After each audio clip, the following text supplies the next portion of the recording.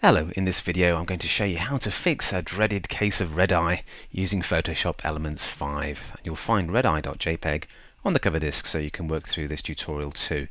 Now it's very easy to fix red eye because it's such a common problem that Elements provides multiple solutions.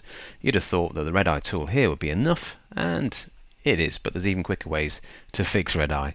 All you do is select the tool and then click in the offending pixels and it darkens them.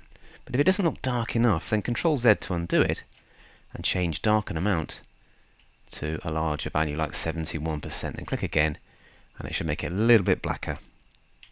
Let's take that up to even darker.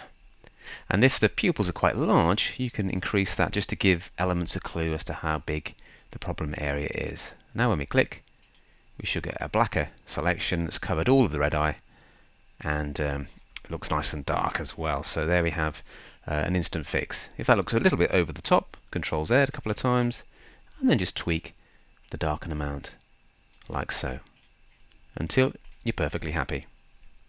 So you might think, well, what could be easier than just clicking twice on a couple of pupils? Well, it is actually easier. If I Ctrl Z to undo the fix, we can go to the auto button and click, and it'll have a look for any red and try and sort it out.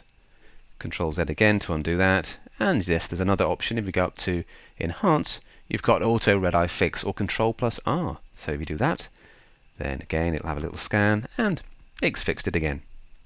Before you think that's the end of the tutorial, Ctrl Z to undo, and if you go to quick fix mode, there's other ways to fix red eye. For example, here we have a quick red eye removal tool. Again, click would sort that out, or you can click auto. You've got the options that we looked at earlier, and if that wasn't enough, there's also red eye fix here too. So if you click, it'll automatically find and fix red eye.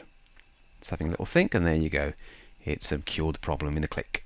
And one final tip: when you import photographs into Elements and it stores them in the organizer, there's a little box that you get that you can tick, and it will automatically find and remove red eye as it's importing. So you can go off and have a cup of tea and you don't even need to click a button.